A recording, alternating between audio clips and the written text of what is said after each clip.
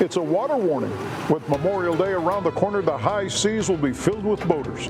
Neighborhood News reporter Aaron Holly riding with experts who have tips for safe sailing. Plus, a massive change to deportation law could shake up the Lone Star State. Find out why hundreds of thousands of Texas immigrants could be affected by the new move. Chris 6 News starts right now.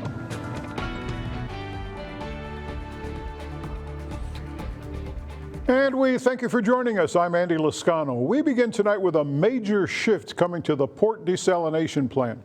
Port of Corpus Christi commissioners voted unanimously to send 100 million gallons of treated wastewater into the Gulf of Mexico every day. Now, this is a significant change from the original plan, which would have discharged 50 million gallons a day into the ship channel near Harbor Island. Port leaders say the move is needed to meet the coastal bend's growing demand for water while also avoiding damage to the local environment. We need more water than that 50 million gallon a day permit would give us. So it was basically a decision made both for the environmental and also the need for growth for more water. The port expects to receive the new discharge permit later this year, and then it will relinquish the existing permit for the 50 million gallon daily discharge. Well, there's going to be plenty of action in our waters all summer. Right now, local authorities are preaching caution during National Safe Boating Week. For more on that, we go to Neighborhood News reporter Aaron Holly, who rode along with the Texas Parks and Wildlife to find out more about boat safety. Texas Parks and Wildlife and Texas Game Wardens are spreading awareness for National Safe Boating Week. I'm Aaron Holly, your Padre Island Neighborhood News reporter, going for a boat ride with some game wardens to learn about the rules of the water. It's life or death. That's what a boater with 70 years of experience had to say when I asked how important boating safety is to him. This is kind of like the unofficial start of summer, and being Memorial Day weekend, you have a lot of boaters coming out because school's already out of school. Families are getting out on the water. This week marks National Safe Boating Week. You'll need a life jacket for everybody on board. You also need a Type 4 throwable device, a life jacket, which looks like a square cushion or a ring buoy in case one of your people on the boat fall out and you can actually throw it to them. I went for a boat ride with Captain Groth and Game Warden Henley to see how they patrol the water. How y'all doing today? Texas Game Warden. We're going to do a quick water safety check. You'll also need a working fire extinguisher. This is very important. And then you have a fire extinguisher on board, I can see. Captain Groth tells me taking these precautions is crucial for boaters. I've been in a boat that I owned since 1957.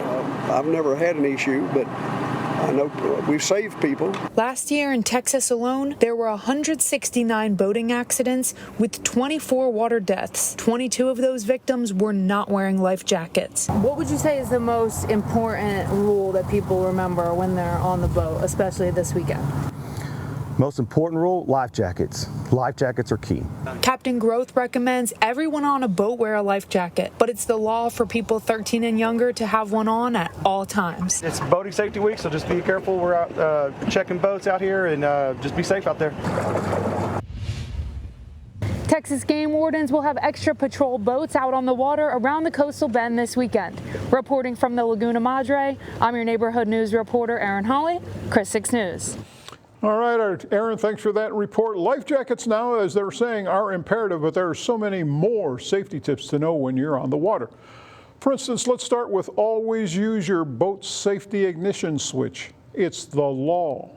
Number 2, don't drive your vessel under the influence of alcohol or any other substances. It can be tempting to bring a lot of fun for the Memorial Day weekend celebration, but remember, avoid overloading your boat. And finally, monitor your speed and keep a proper lookout for other boaters around you. So, you've got your Memorial Day plans, your boat safety tips, but will the weather cooperate for the fun holiday weekend? Let's ask meteorologist Diamond Dixon what we should expect throughout the weekend, the holiday weekend. Good afternoon, ma'am. Well, hey there, Andy. How doing? Good to see you. Good to see you again, too. Well, we're looking good outside. We did have some overcast skies throughout majority of our afternoon and earlier this morning. But what I can tell you, we did heat up a bit, but we have our CCC camera behind us live from Snoopy's Pier there. But what we're looking ahead to is that we have a little bit of a cool down, which is going to be a little bit of a cool down with our weather here. It's a cold front. Nonetheless, it's not going to be cold air. We're just going to be a little bit less warm than what we were. What you'll also notice is that our winds are coming out of the east now. So we're at 91. It feels like 106. But with this east wind coming in at 9 miles per hour, this is also indicative of the cold front moving through. We're not necessarily going to get a north wind, but because it's going to retreat northward pretty soon after it hits us in the coastal bend, but we'll notice a slight break in those higher temperatures. You can look at your temperatures right now across our neighborhoods, and as we get past our 5 o'clock hour, we'll notice our temperatures start to slow down a bit, but I'll have your full forecast coming up here in just a bit. All right, Diamond Dixon, thanks for that. Now, when that hot sun beats down on you, remember sunscreen can be your best friend, but which brand is the best for you? Short answer, the one you apply regularly.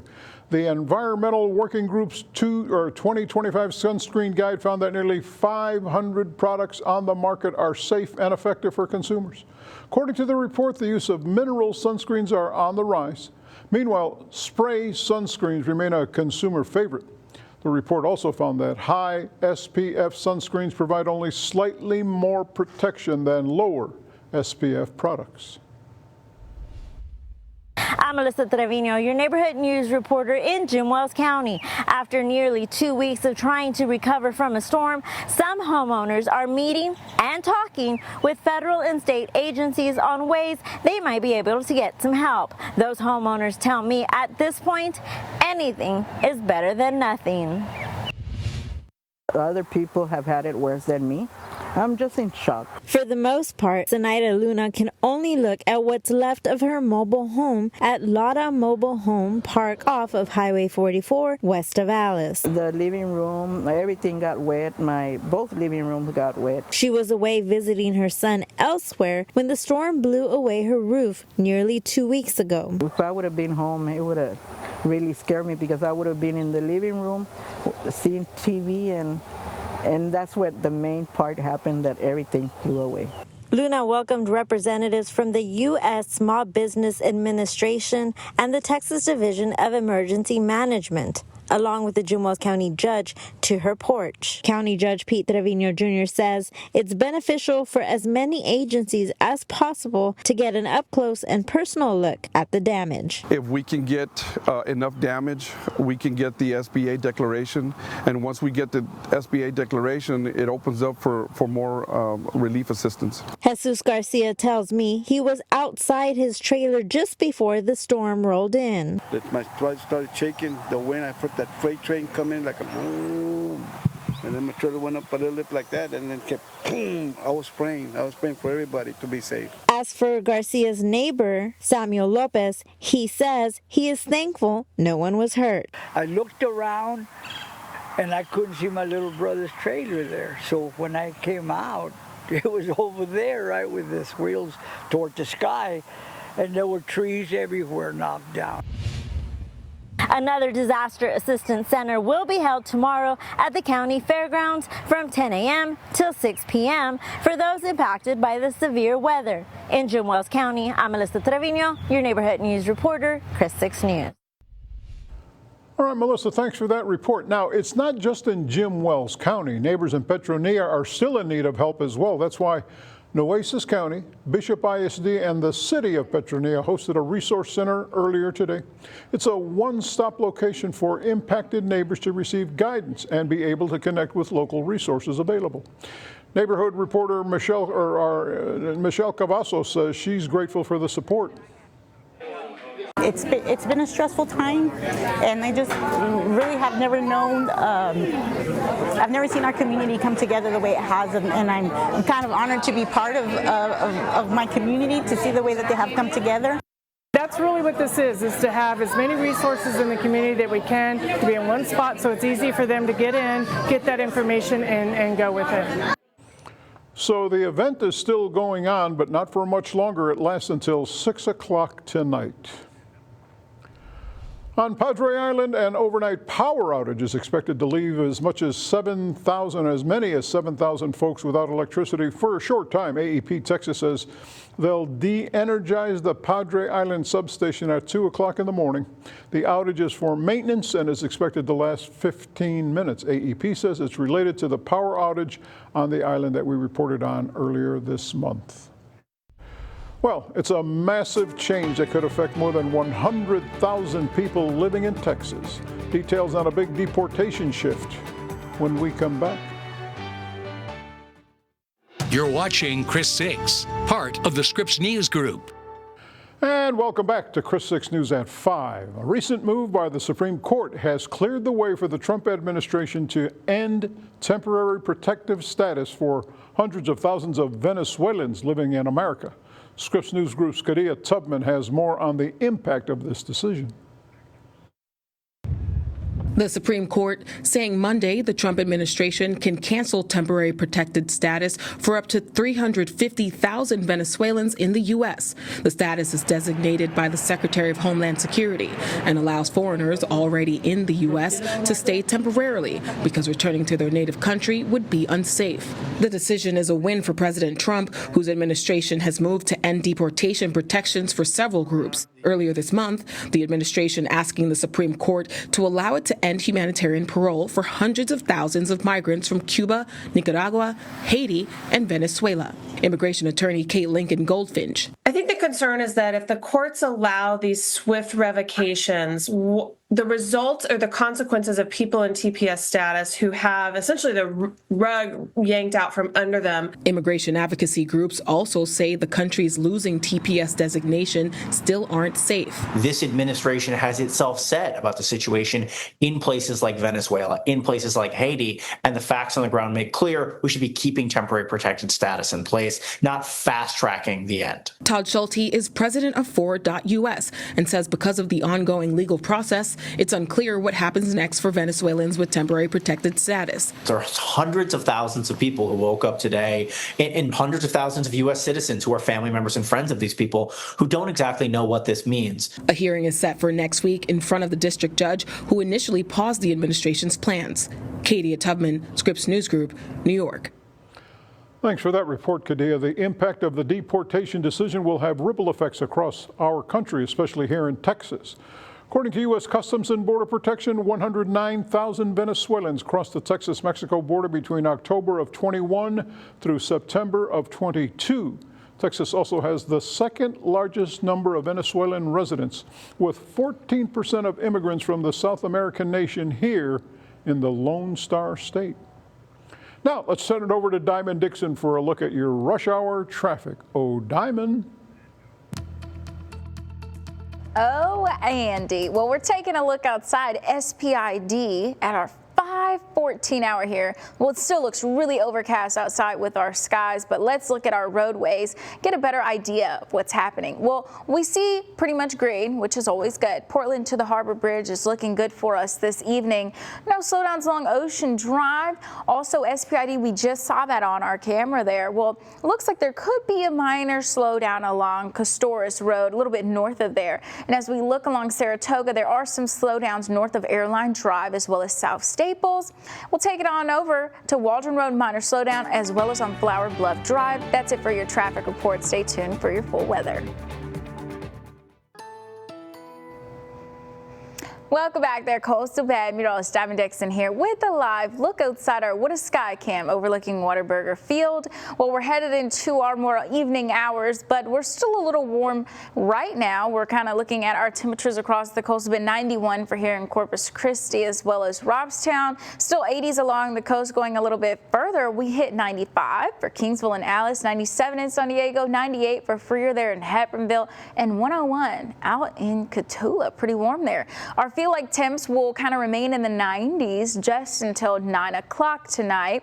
As we head into our Wednesday, when we start to get more of that cooler air, you can see that our feels like temperatures will then still be in the 90s starting at 11 a.m. But usually between 1 and 3 is where we see that warmest part of our day, and you can see it kind of still stays under triple digits. So the colder air, if you will kind of be settling in. We still have some minor winds at this time, but our wind gusts are also pretty low, under 20 miles per hour. So it's not exceeding too much over the 10 to 11 miles per hour thresholds. We did hit a high of 91 today here in Corpus Christi. That record was back set there in 1955 at 97 degrees. And I can assure you this upcoming week, we won't even be that warm. So looking at hour by hour, we're going to hang out into our 90s for just a little bit longer, up until 7, where we're in the upper 80s, and we come down to 80 degrees there just by 11 and 12 tonight, and then upper 70s into our Wednesday morning, still with the east wind, so east-northeast, still under 10 miles per hour. So we'll get a quick look at what's happening in your neighborhood with our weather network powered there by Tempest. So looking at Flower Bluff, some of the temps right now are ranging between 86 and 89 degrees. Over on the south side, similar story. 89 is the warmest right now off of some of our roads there that you can see, Wind Willow Drive, Garden Court. So heat risk wise, today was going to be our warmer day to see more of those impacts. You can see a lot of our neighborhoods are seeing more of the major side of the heat risk, but it does seem to improve as we get into tomorrow, where that smaller region is near Cotulla. That will be between major and extreme, and then just a little bit better than into the following day as well, with more minor in the mix and moderate and less major. So for our temperatures over the next 6 to 10 days, it seems that we can see a little bit of a cooler flow, but that's going to be mainly because of the cold front pulling through. And we have another one that will come through headed into next week. So the big weather picture, this is our frontal boundary that will make its way into the coastal band by tomorrow, and it's only going to put us where our temperature should be seasonally. That chance of rain really does increase as we head into next week for Monday, but Wednesday does present an opportunity with that movement of the cold front. So you can see with Future Tracker that it really resonates between our more west and south neighborhoods near Freer, Alice, Kingsville, Hebronville, Falfurrias, and it kind of passes up Corpus Christi and the coast and moves on to the northeast. So, and then another round would come into Wednesday night, similar pattern, moving well south and off into the Gulf. So as far as along the coast here, we don't have to necessarily worry about too much of that rainfall. Forecast lows tonight will also be in the mid and upper 70s for a lot of our neighborhoods. And of course, you want to stick around off your 7-day forecast coming up. This is Veterans in Focus, sponsored by the Heil Law Firm, battling for justice, winning for the community. Well, this week's Veterans in Focus is all about a beach and a bond built beyond borders. Over the weekend, the nonprofit called 10 Clicks Outdoors brought veterans from Canada and the U.S. together. They united in Port Aransas for the event called Fought Together, Fish Together. A powerful part of the nonprofit's mission is to harness the healing power of nature. The military is really good at making soldiers, really good at making Marines. They're not good at making civilians. So it's on us to be able to do stuff like this to get them integrated back into what their lives really should be like. So join us tonight at 6 to see how a weekend on the water showed veterans from different countries that their experiences are more alike than they expected.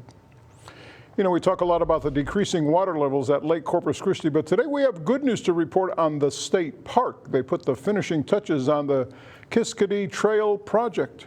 Popular trail's been in need of major upgrades, and it finally got done thanks to a $40,000 grant from the Texas Parks and Wildlife Foundation. And Phillips 66 gives visitors improved access to some of the park's must-see areas like the birding and education zone. And we took a very novel approach to go back to the park's historic roots and use cement-treated caliche. When the park was originally built by the Civilian Conservation Corps in the 1930s, much of the park's infrastructure was built using that product. And we went back to those roots to resurface this trail. It's a local product, and it made a lot more bang for our buck. Lake Corpus Christi State Park was developed by the Civilian Conservation Corps between 34 and 35. Well, let's take a look outside now on our Skycam quad box. A lovely Tuesday around the coastal bend. We've got more news plus Diamond will have another look at your 7-day forecast when we come back. All right, before we let you go tonight, we want to recognize National Rescue Dog Day for all those dogs out there that deserve a second chance. Each year, millions of dogs enter shelters after being rescued from abuse, neglect, and abandonment. So if you're thinking about adding a furry family member to your home, consider a rescue. You know, every week here at Chris 6, we feature a pet of the week from a local shelter in hopes they'll be adopted. This week's dog's name is Zero. He's a 1-year-old pup who's been at the shelter more than a week. You want more information on Zero or any other furry friend up for adoption? Visit our website, christb.com. How could you say no to that? Anyway, got a holiday weekend coming up. We What's sure it do. looking like? Well, it might be a little rainy headed into early next week, but okay. our neighbors love to hear about rain here in the coastal bend. We can see here from our 7-day, we have this cold front that will move through into our Wednesday, going to drop our temperatures there, and also into our Monday where some storms could kick off. We could also see some shower activity overnight and into tomorrow as well with this cold front moving through. We'll check it out. That's all our time for now. We invite you to join us back here in 30 minutes for more news from your neighborhood. We'll see you then.